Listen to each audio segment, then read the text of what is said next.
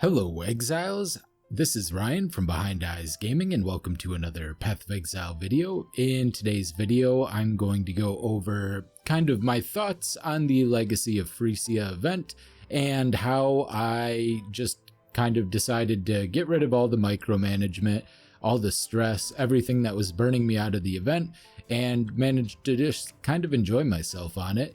Currently, I'm on my level 97 Blind Prophet Molten Strike build. I'm not going to go over the build too much, but I did use this build to farm up a Mageblood along with the strategy that I'm going to go over shortly, and it's a pretty consistent, probably the most consistent strategy out there as far as early and medium budget type things.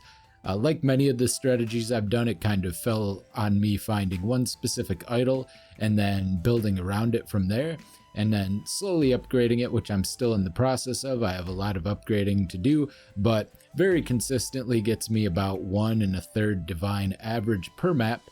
Mapping is pretty quick on it. I'm not doing any super try-hard strategies, just a really simple kind of, alch and go, more or less. And I think it's quite fun. Probably the most relaxed farm I've done so far, and I don't have to think too much about it. So as far as the build goes, I'll leave a POB, and I'm gonna go over it very briefly, but honestly, it's not too spectacular. It's not something I'm super enthused about. I just kind of wanted a bosser to do Ubers and stuff, and ended up coming out to this. Basically, Blind Prophet, you have Sightless, giving the 12% crit, and then you have Directionless, which is the main reason we're playing this for Molten Strike, which is basically, 50% of your projectiles return to you. Then you just stack a bunch of projectiles, so you get 2 from Careless, you get 1 from Multi-Shot, so you're already at 7 kind of as a baseline. And then I try to get some Fan of Blades going, so I have this Megalomaniac that has Fan of Blades, and then I tried to get either Sadist or Eye to Eye on with Fan of Blades if possible. And then I have another, I guess you can get these on the large cluster jewels for claws as well, so I could get another projectile that way. But that puts me at a grand total of, I think, 9 or 10 projectiles currently. I think it's 9. And you can get a lot more. I could get more of these, but I also don't really have anything to do with my 4th ascendancy point. So I have Lightless, and then I'm still running Bubonic Trail, so I've got to have some Abyss Jewels.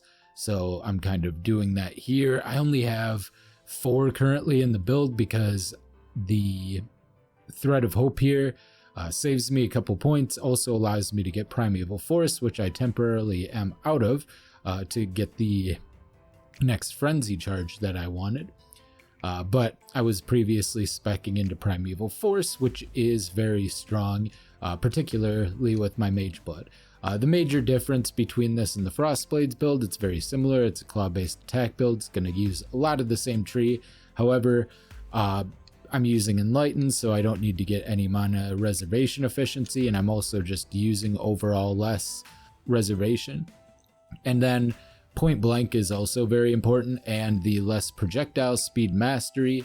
Also, adjacent animosity is quite good, like I could be picking up these 3 points. It's a pretty point heavy build, which is why going 2 mediums might be a little bit the wrong way to go about this. Or if I do so, maybe I should get rid of some of the less efficient points elsewhere on the tree. But overall, still very good. Like, for instance, if I get more Spell Suppress on gear, I can get rid of Quick Step, or even if I get a lot more, maybe I can get rid of some of the even bigger nodes for Spell Suppress, and that would be better. But as it stands, this is a solid build. I think it's like 20-25 million single target, and it's very cheap to get up and running. This is something I've done like solo self-found league starts with. Not this exact build, but I've done it with the returning projectile support with Molten Strike, and it's very strong. So that is kind of the main difference. I don't even have necessarily, I guess it's a pretty decent cluster, but yeah, both of my large clusters are kind of bad. I should probably invest in those at some point. But the build if you want to see a full guide, I'll do that. I'm more going to talk about kind of what I've been doing in Phrecia League. So some of the things I've been doing, I've kind of cut back on my King's March. I was getting very overwhelmed with all the micromanaging between all the idols and just constantly wanting to do, and I have so many idols all over the place. I'm not a very organized person, so I just end up tossing them places and they just sit there, and if I need them, I'll use, the keyword search to try to find specific things. But I'm really bad when there's just a lot of stuff you have to look through, and every one that drops, you have to look at all the mods and think about it, and it's a lot. I still pick them up sometimes, but for the most part, I'm kind of past that. And then King's March, I was super micromanaging that as well. I had my mappers going all the time, running like influence maps and stuff. I always had to make sure to have 3 boats out, so I was being efficient. I was sending them to get, scarabs and stack decks, sending them to like short missions and stuff, to Ribbonfell and Nakanu, for instance, Verisium bars. Now I just send out bigger shipments. I basically don't bother sending out. I'll either send out all of my ore to a specific place that I want, or I will send out, a 10 to 20 million shipment for currency. And that's pretty much all I do now. So I've cut back on all that, and I just have this nice simple strategy that I'm doing. I'm doing Toxic Sewer because that is the map that Molten Strike likes the best. Open maps suck, so this build is great for bossing and for closed maps. It is terrible on open maps, it feels bad. Frostblades is way better at clearing on open maps than Molten Strike will ever be. You can kind of mitigate that a little bit by switching slower projectiles for faster projectiles, and then switching the less projectile speed for more projectile speed on the tree. And then you get a nice little spread on your projectiles. They come back. Single target isn't bad, especially I have enough damage where I could probably just be running that all the time and it'd be better. But yeah, this is the strategy, and it all started with this. I found this Conqueror idol, which is strong boxes on your maps have a chance to be openable again, and then 2 additional strong boxes. So I'm like, okay, I'm gonna run strong boxes. I didn't really like the Arcanist strong box. I looked up the odds for them spawning, and Arcanist Strongbox was over twice as common as the Diviners, but I really liked the Diviners Strongbox, so I decided to kind of go for that. So what I have is divination cards from Strongboxes on your maps are duplicated. I would like a much better totemic idol than this, but for the most part, I've spent like 6 divine on some of these minor idols, and then I did buy a couple of idols here. So for instance, I purchased this one for like 6 divine, which is strong boxes are at least rare with 2 strong boxes and 2 harbingers. And then I also purchased this one, which had the increased explicit effect per 5 quality. So you just chisel up your maps, 4 chisels, you get a little bit of extra explicit modifier. I would like a lot more than that, because your strong boxes content is scaled by, it's not scaled by any like personal rarity or quantity, but it is scaled by the map rarity and quantity being important for the divine orbs and currency. And then this one I just had, which coincidentally also has currency shards dropped by harbingers, can drop as currency items instead, so it gets a little synergy with this other one I bought. I get 2 or 3 harbingers per map. Occasionally I'll get something decent. I do bother killing the harbingers because, I've gotten some fracturing shards, and eventually those fracturing shards will drop as a fracturing orb, and it'll be a nice little jackpot. Maybe I'll get a mirror shard or a mirror, I don't know, but I do kill it just for that long shot jackpot, even though I'm not really spec'd into harbinger, just because I have a little bit of minor set up here.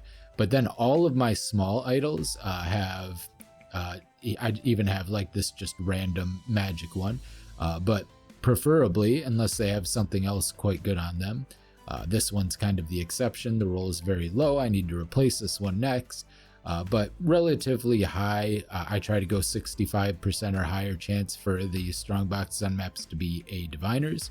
And then I just have this one random increased quantity of items in strong boxes in your map, and then chance to contain strong box. Then I also have somewhere one of my small ones also has the chance for strong boxes, putting me at over 100%, basically getting me another strong box. So I get 2 from I think all. So I get 8 here. I could get another one here, so that'd be 9. Then I get 1 from these, so that's 10. Then I run 3 ambush scarabs, so that's 25 strong boxes. And then of course I put on ambush for 4 chaos.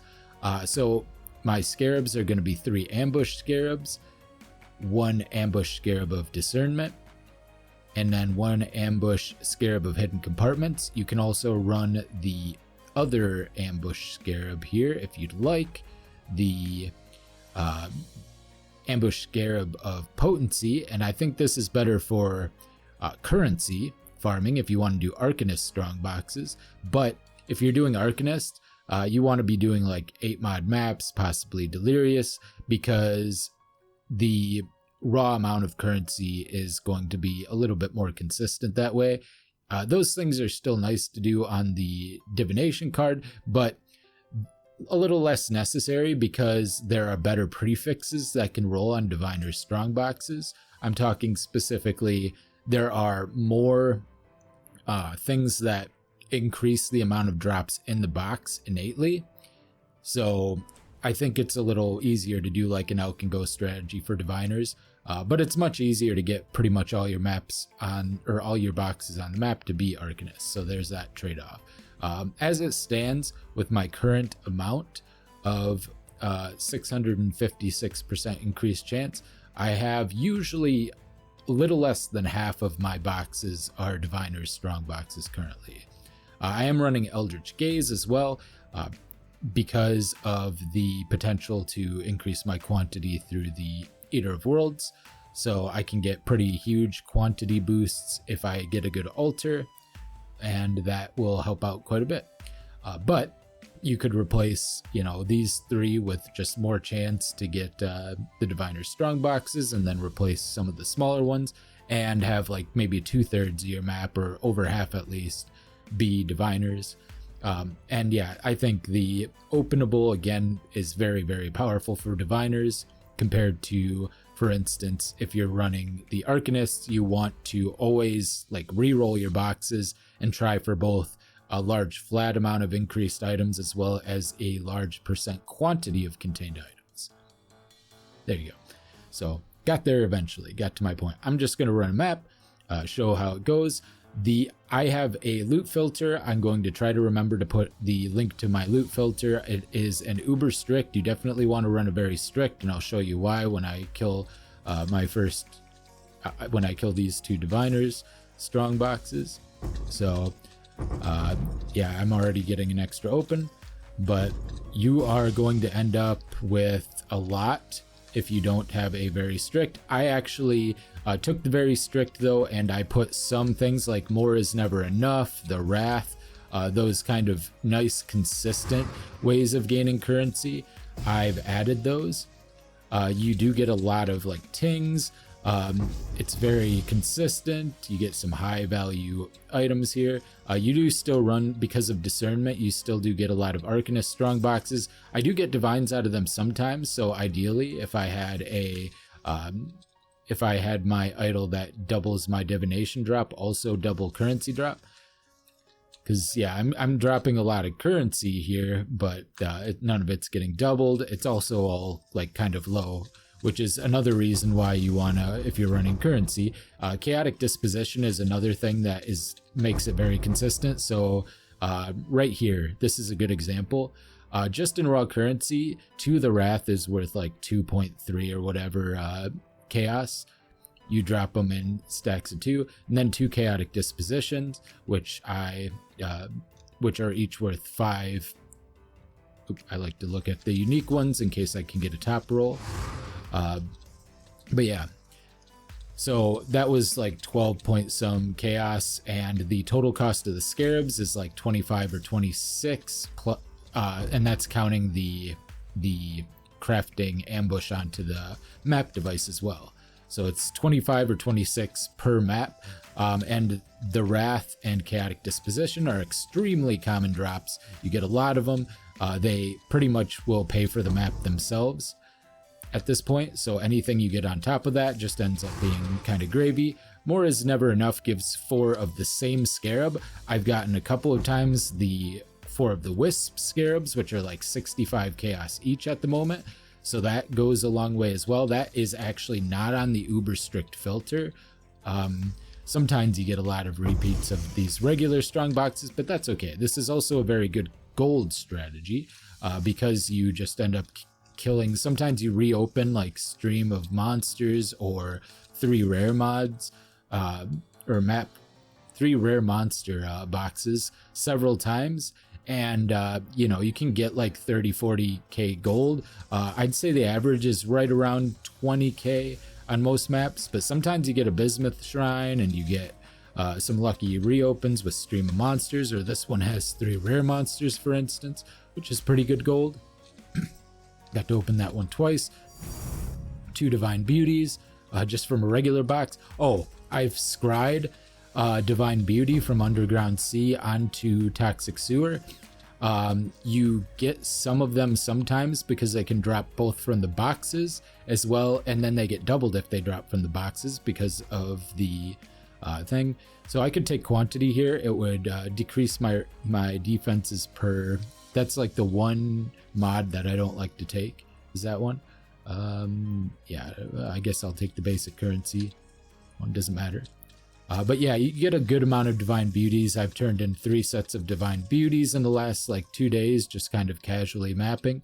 Obviously, normally I map faster than this. I don't explain every little thing I'm doing, but this is, yeah, it's really chill. You can just put it on in the background. It's not hard content is one of the best things, so you don't have to pay attention really, unless your build is really weak and you might randomly die. And if you don't have a way to get rid of corpses, if you're not like a cold build or you don't have anything, the Fortunate's another very common drop. You drop 2 of those almost every map in my experience. So like every 6, maybe 7 or 8 maps, you just get 2 divines from turning those in as well. So I've already gotten quite a lot of divines worth of divination cards just in this one map. This is probably a little better than average, I would say, but not much. It's pretty close to what you would expect. And I've gotten much better. I've gotten like multiple copies of like 10 or 20 div cards.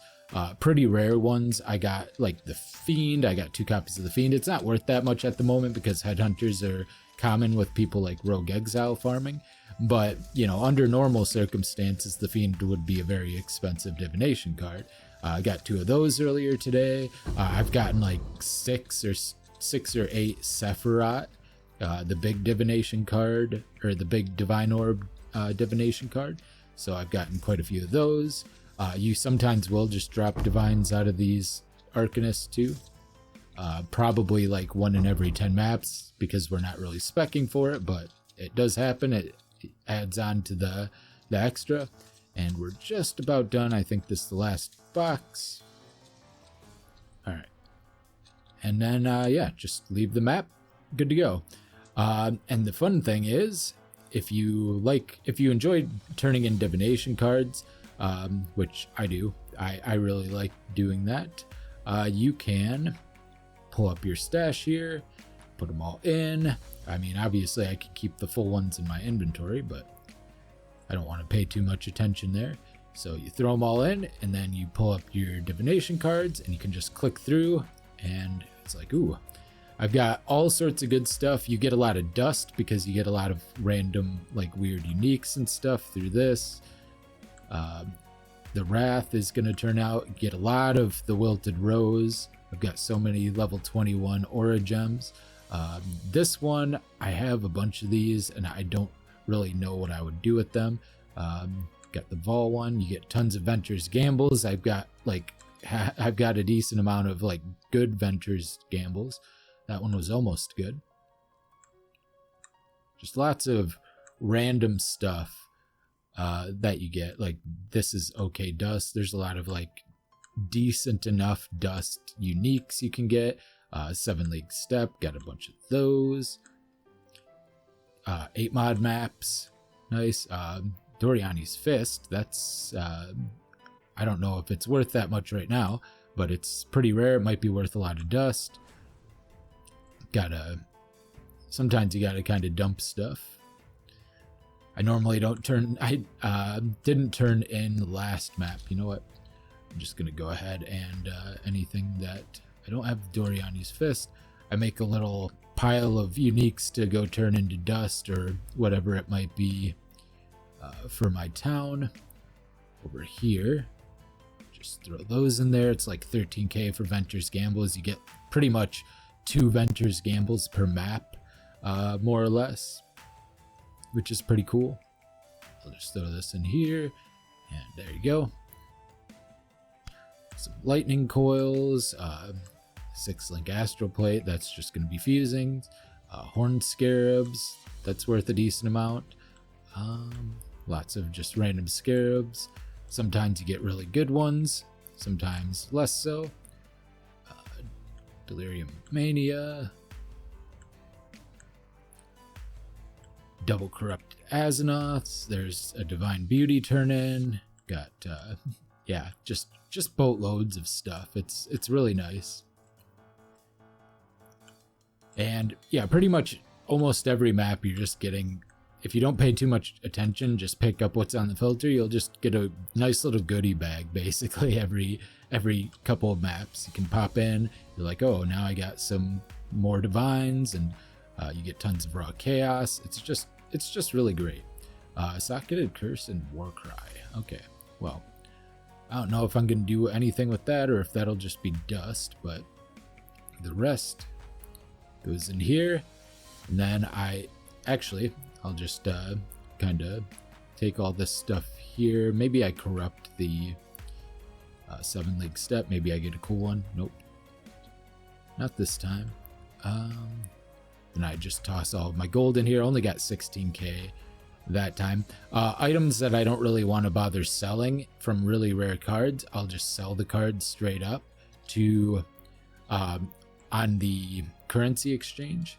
So yeah, you get some decent stuff here. I don't pay too much attention to how much dust everything goes for. 7 League Step is 85k though. I could, if I wanted to pump it up a little bit, probably not super worth it, but these are cheap. I could get a little extra dust by just using a Tainted Armor scrap on it, or 2. Now it'll sell for 16% more, almost 100k. Yeah, and you just get a nice little steady supply, pretty much constantly. It's convenient.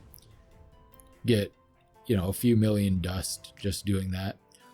There's definitely a lot better strategies, but this one's been a really chill one. It earns me a lot of divines, earns me a lot of dust, and still has a lot of room for improvement. I have a lot of upgrades to make to my idols still. As you saw, I'm running some pretty subpar ones, but yeah, hope you enjoyed. This has been Ryan from Behind Eyes Gaming, and I will see you next time. Bye.